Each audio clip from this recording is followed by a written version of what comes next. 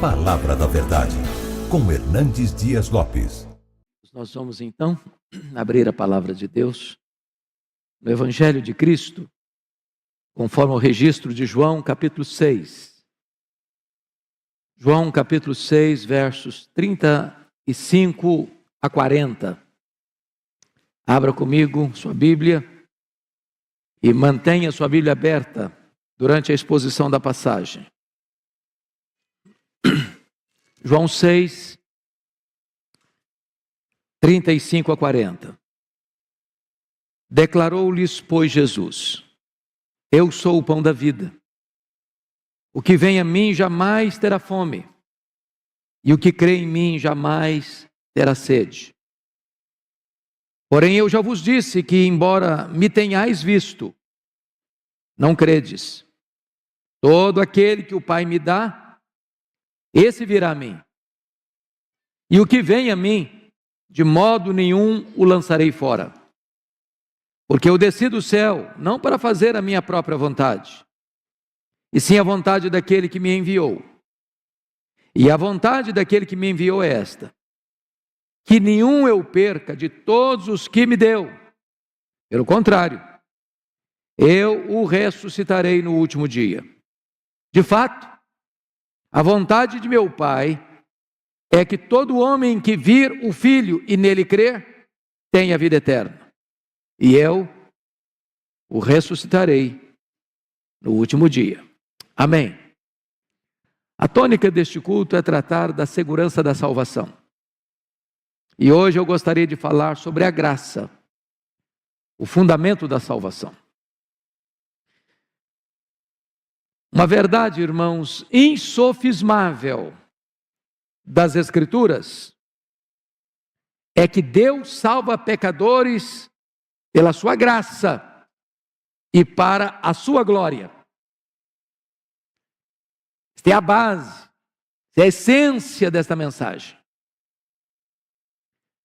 De capa a capa, de Gênesis a Apocalipse, esta verdade está posta. Os patriarcas, os profetas, os apóstolos, os pais da igreja, os reformadores, os puritanos, os peregrinos que chegaram à América e fundaram universidades e seminários, os grandes pregadores da história como George Whitefield, como Charles Haddon Spurgeon, como Mark Lloyd Jones, creram e pregaram sobre a soberana graça de Deus.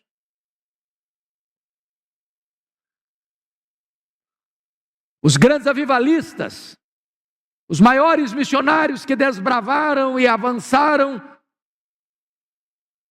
no reino de Deus, pregaram esta verdade. É bem verdade que ao longo dos séculos nós tivemos alguns embates, algumas oposições declaradas a esta verdade da soberana graça de Deus na salvação. Por exemplo, no ano 416, Agostinho tem que enfrentar Pelágio.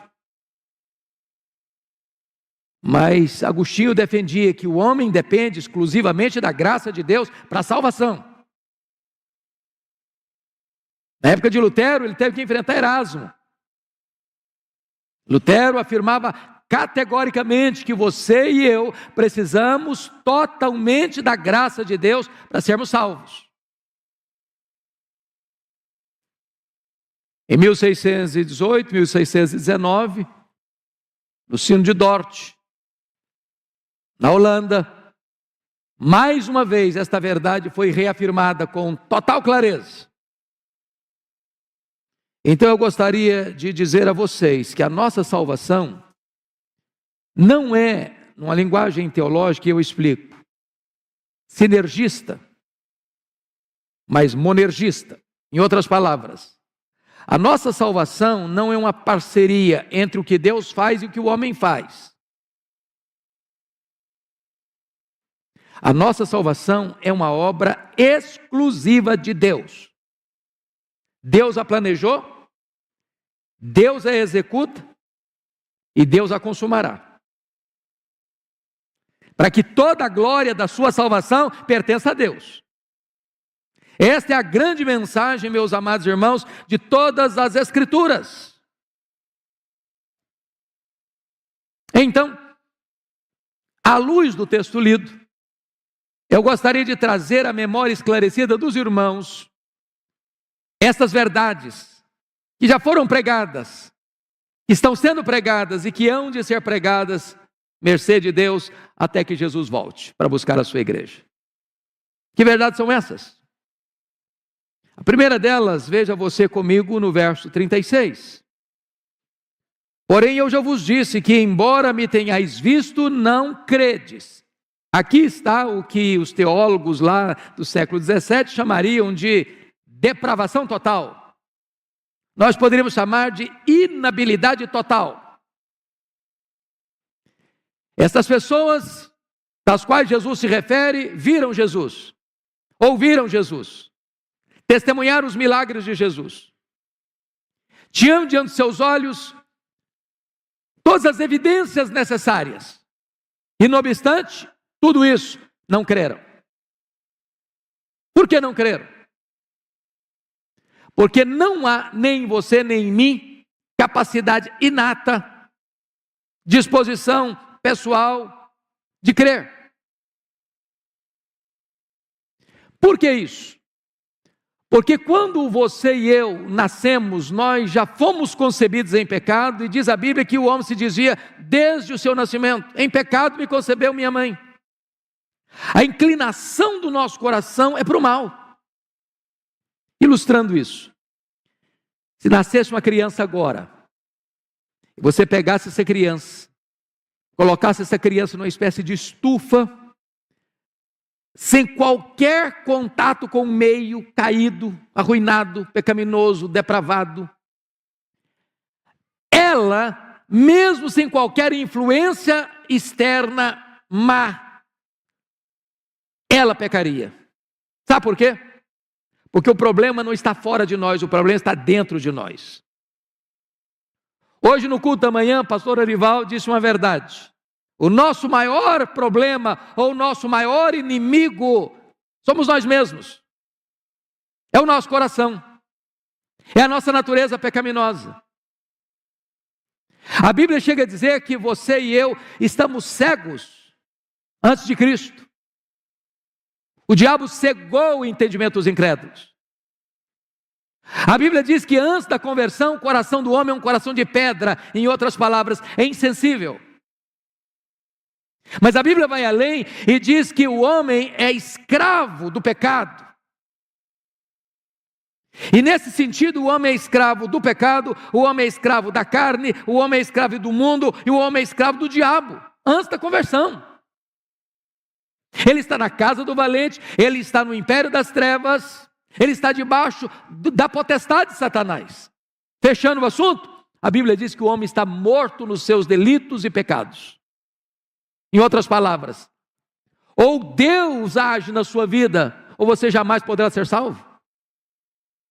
O que o morto decide? O que o morto deseja? Que iniciativa tem o morto? Ou ele recebe vida, ou continua morto. O que o Senhor Jesus está mostrando, amados irmãos, é a total incapacidade, portanto, do homem em ser salvo por ele mesmo. Ele está morto, ele está cego, ele é escravo.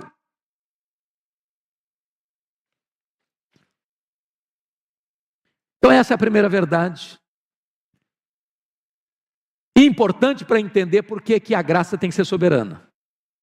É porque o homem por si mesmo, ele não pode ser salvo, porque ele não tem essa disposição. Mas a segunda verdade, que os teólogos lá do século XVII chamariam de eleição incondicional, nós poderíamos chamar da escolha soberana de Deus, está aqui posta comigo, veja o versículo 37. Todo aquele que o meu Pai me dá, esse virá a mim. Preste atenção, que você só veio a Cristo, você que está aqui hoje, que é crente, você só foi salvo, porque o Pai deu você de presente ao Deus Filho. Nós chamamos isso de eleição. Em outras palavras, não foi você quem escolheu a Deus, foi Deus quem escolheu você. Jesus foi claro: não fostes vós que me escolhestes a mim, pelo contrário, eu vos escolhi a vós outros. Não foi você que num dia estava pensando na sua casa, meditando, ou num jardim grinaldado de flores, ou à beira de uma praia muito gostosa, aquele sol agradável, tocando o seu corpo, com aquele calor maravilhoso, e você pensou: bom, mas como Deus é maravilhoso, eu vou escolher Deus.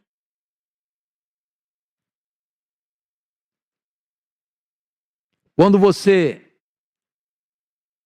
creu no Senhor Jesus, o fato de você ter crido nele é porque antes de você ter crido nele, o Pai já havia dado a você de presente para o Filho.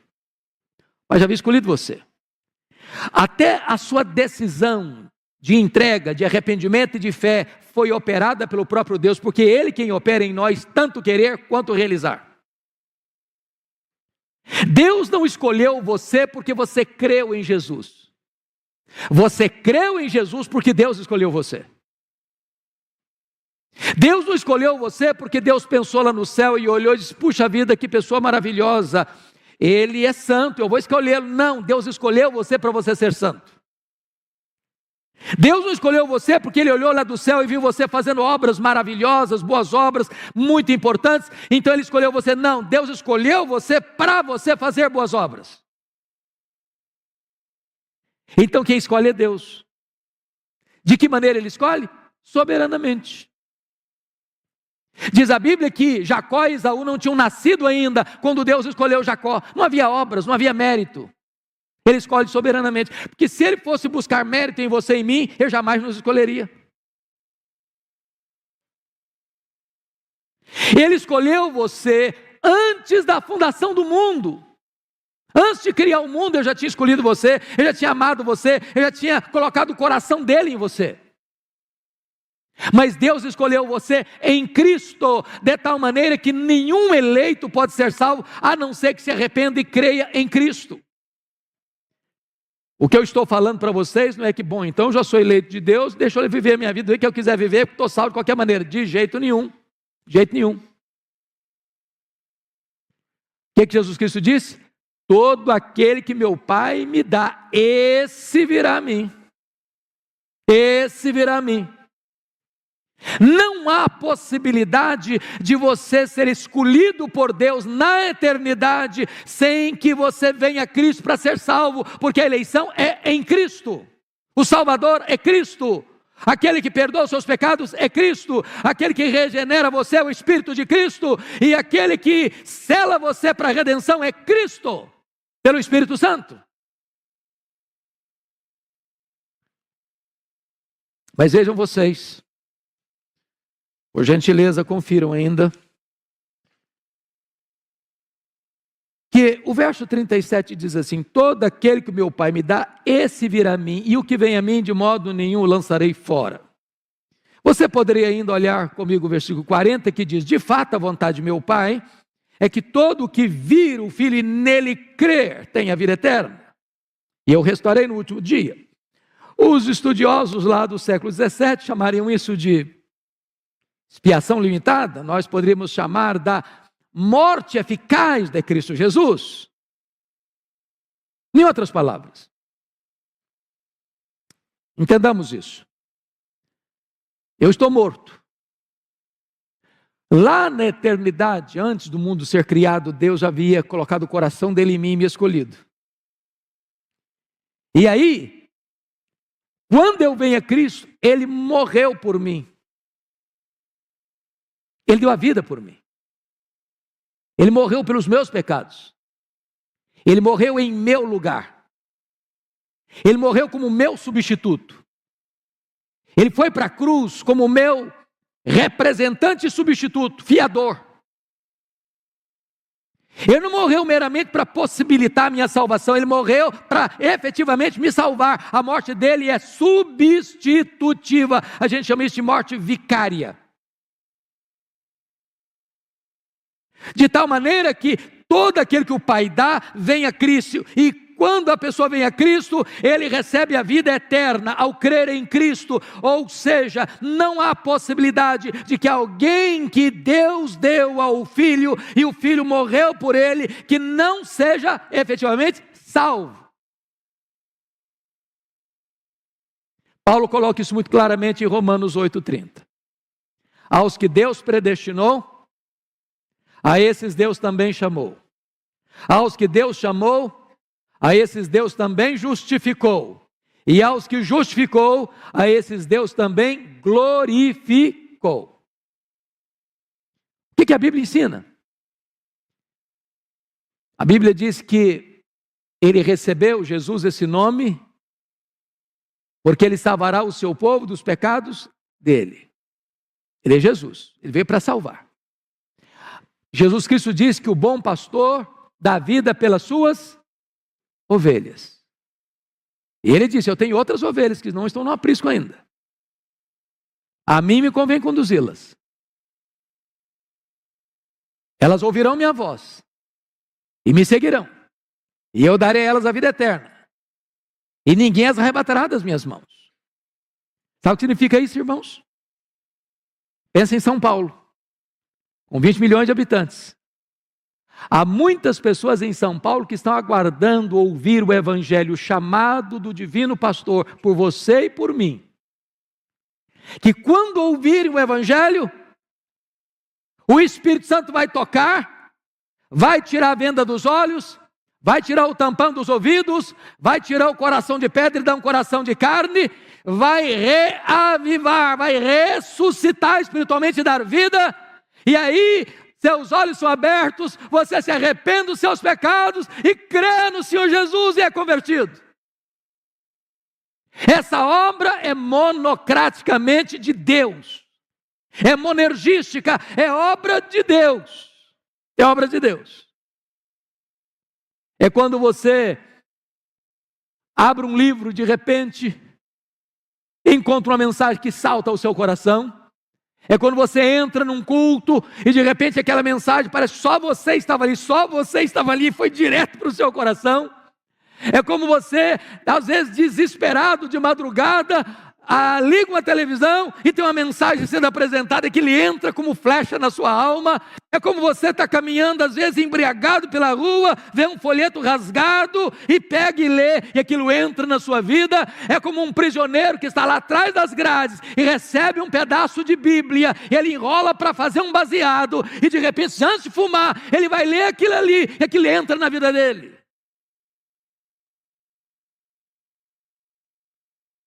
É maravilhoso isso. Se cada um de nós pudesse contar a história da sua conversão, nós ouviríamos testemunhos belíssimos nesta noite. Todo aquele que o Pai dá a Cristo, vem a Cristo, e Cristo ressuscitará no último dia. Ele é salvo, porque a morte de Cristo é eficaz. Ele morreu pelas suas ovelhas, ele deu a sua vida pela sua igreja, e não é possível que aquele por quem Cristo morreu, de fato venha a perecer. Mas tem mais. Confira comigo em quarto lugar, o versículo 37 de novo.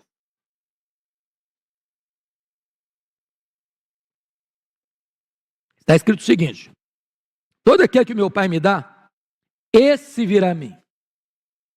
Preste atenção. Todo que meu Pai me dá, alguns virão a mim, a maioria virá a mim. O que está escrito aqui? Todo que meu Pai me dá, esse virá a mim. Os teólogos lá do século XVII chamariam isso aqui de graça irresistível. Ou alguns, vocação eficaz. Qual o ponto aqui, meus amados irmãos? O ponto aqui é o seguinte: o projeto de Deus é completo. É completo.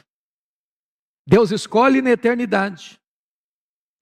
Deus dá aquele que ele escolheu de presente para o Deus Filho. o Deus Filho morre por esta pessoa na cruz, vertendo o seu sangue, de tal maneira que nenhuma gota do sangue de Cristo foi desperdiçada naquela cruz. Agora, aqueles por quem Cristo morreu são chamados eficazmente para a salvação. Aqueles que são ovelhas, que não estão ainda no aprisco, estão lá fora, não foram convertidos ainda, ao ouvirem o Evangelho, o Espírito Santo vai tocar no coração deles, vai convencê-los de pecado, eles vão se arrepender. Antes disso, o Espírito Santo produziu neles uma vida nova. A gente chama isso de regeneração. Regeneração é diferente de conversão. Vamos entender. Eu pergunto a vocês, quão conscientes vocês estavam, ou quanto vocês contribuíram ou participaram quando vocês foram concebidos no ventre da mãe de vocês? Estavam conscientes disso? Ajudaram nisso? Participaram disso? Não. Assim é a regeneração. O Espírito Santo soberanamente, secretamente, invisivelmente, misteriosamente, mas gloriosamente, vem e opera dentro de você uma mudança de disposição íntima e gera vida em você. Estava morto. Mas agora vem a conversão. O que é a conversão? É algo externo, visível, verificável, histórico, que pode ser definido num dia, num local, numa hora específica. É quando você se arrepende e crê. Embora você esteja consciente disto, embora a ordem arrependei-vos e crede no Evangelho, o arrependimento é dádiva de Deus e a fé é dom de Deus. É Ele quem opera em nós, tanto querer quanto realizar. E a clareza bíblica é: todo aquele que meu Pai me deu, esse vem a mim. É a vocação eficaz, é a graça irresistível. Ô irmãos, isso é maravilhoso. E Jesus Cristo disse isso para Nicodemos, uma outra palavra, ele disse o seguinte: o vento sopra onde quer, ô Nicodemos, o vento sopra onde quer. Ouves a sua voz, não sabes nem de onde vem, nem para onde vai. Assim é todo aquele que é nascido do Espírito. Ô irmãos, o Espírito Santo é livre, o Espírito Santo é soberano, ele sopra na rua, ele sopra no hospital, ele sopra no campo de futebol, ele sopra no bar da esquina, ele sopra na boate, ele sopra na boca de fumo, ele sopra dentro da cadeia, ele sopra dentro de casa, ele sopra aqui dentro da igreja, ele sopra. E nós somos atraídos irresistivelmente com cordas de amor. Porque a graça é o quê? Soberana. O chamado é irresistível. Bendito seja Deus por isso. Bendito seja Deus. Mas, amados, eu quero terminar. E eu chamo a sua atenção para nós lermos o verso 37 de novo. Você pode ler agora em voz alta, com total eloquência e clareza, o verso 37 comigo, vamos juntos? Todo aquele que o Pai me dá, esse virá a mim, e o que vem a mim, de modo nenhum o lançarei fora. Aqui está o que os nossos irmãos lá do século XVII chamariam de perseverança dos santos, ou segurança e certeza da vida eterna. Todo que o meu Pai me dá, esse vem a mim. E todo que vem a mim, eu não lançarei fora. Então não há possibilidade de você estar salvo de manhã e perdido de noite. Você ser filho de Deus de manhã e filho do diabo de noite. Você ter o seu nome no livro da vida hoje, Deus passou a borracha e disse: agora desmanchei, não está mais. De você ter sido selado com o Espírito Santo, Deus já vou tirar o lacre, não está mais selado. Estava salvo até ontem, hoje não está mais. Não existe essa possibilidade. Bendito seja Deus. Estamos seguros. Jesus Cristo foi claro: as minhas ovelhas ouvem a minha voz, e elas me seguirão, e eu lhes dou a vida eterna, e ninguém as arrebatará das minhas mãos, nem o diabo, nem os demônios, nem o mundo, nem a perseguição, nem a tortura, nem o martírio, nem a morte poderá nos separar do amor de Deus, está em Cristo Jesus, nosso Senhor. A nossa salvação está assegurada, e assegurada por Deus. Verdade preciosa, meu irmão, verdade bendita. Bendita. O texto que foi lido hoje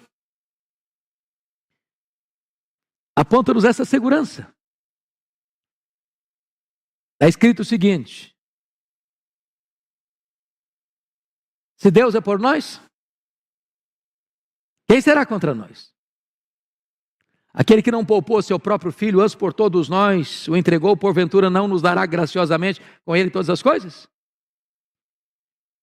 Quem tentará acusação contra os eleitos de Deus?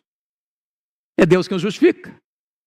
Quem os condenará? É Cristo Jesus quem morreu, o antes quem ressuscitou, o qual está à destra de Deus e também intercede por nós. Quem nos separará do amor de Deus? Está em Cristo Jesus. Será tribulação, angústia, perseguição, nudez, perigo, fome, espada, pandemia, divórcio, enfermidade, prejuízo financeiro, luto, tristeza, depressão, perseguição.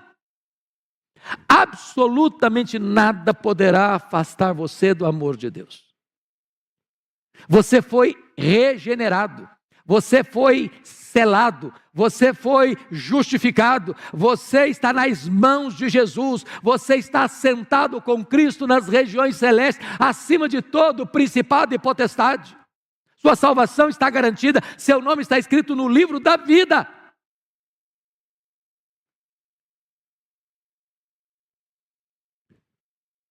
Oh, irmãos, como a soberana graça de Deus é consoladora.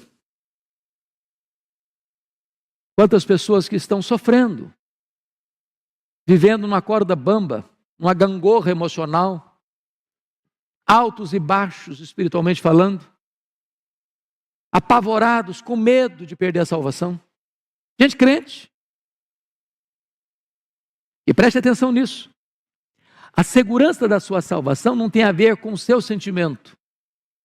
Porque a segurança não está na sua mão, está na mão de Deus. Você pode não desfrutar dessa segurança. Ela existe, independe de você achar ou não, de você sentir ou não, se você é crente, se você é salvo, se você creu no Senhor Jesus, você está salvo. Agora, se você não tem esse entendimento, se você não tem essa compreensão da Escritura, se você não se apropria disto, você pode estar vivendo uma vida de altos e baixos. Lembra de Timóteo? Timóteo era jovem, Timóteo era tímido, Timóteo era doente, Timóteo era um pouquinho medroso. Quando Paulo estava preso lá em Roma, segunda prisão, o Timóteo ficou com vergonha das cadeias de Paulo. Cheio de dedos, cheio de constrangimento. Paulo precisa escrever para ele, falou: meu filho, toma posse da vida eterna, toma posse. Aproprie-se, meu filho, é sua. Viva esta vida abundante, superlativa, eterna. Não viva como um mendigo assentado em cima de um tesouro. Não viva uma vida instável se Deus te dá plena segurança. Então eu gostaria que você ficasse em pé agora. E nós vamos ler de novo esta passagem. João 6. João 6.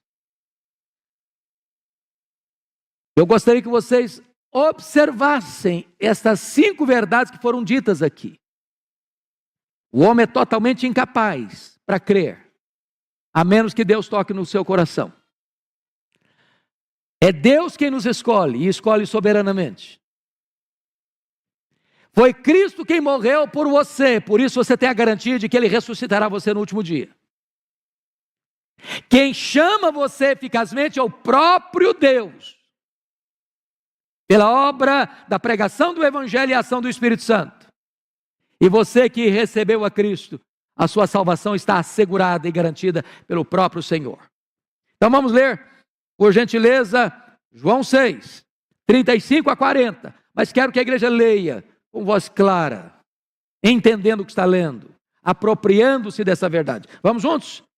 Declarou-lhes, pois, Jesus: eu sou o pão da vida. O que vem a mim jamais terá fome, e o que crê em mim jamais terá sede. Porém eu já vos disse que, embora me tenhais visto, não credes. Todo aquele que o meu Pai me dá, esse virá a mim, e o que vem a mim, de modo nenhum.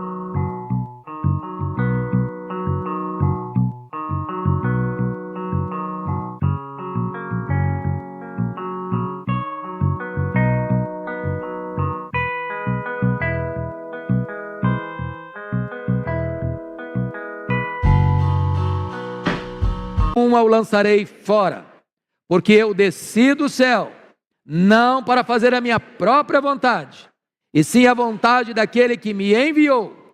E a vontade de quem me enviou é esta: que nenhum eu perca de todos os que me deu. Pelo contrário, eu ressuscitarei no último dia. De fato, a vontade de meu Pai é que todo homem que vir o Filho e nele crer tenha vida eterna, e eu ressuscitarei no último dia. Aleluia.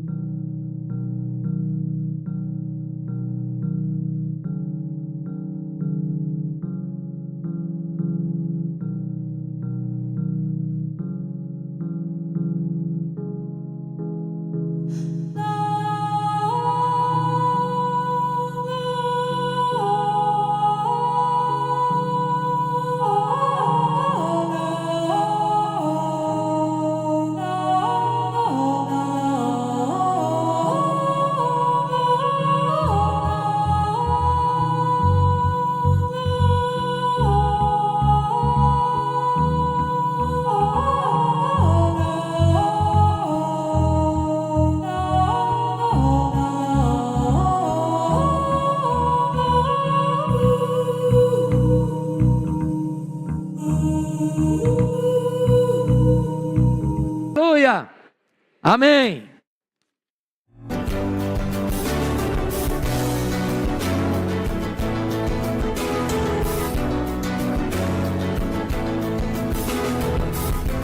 Palavra da Verdade, com Hernandes Dias Lopes.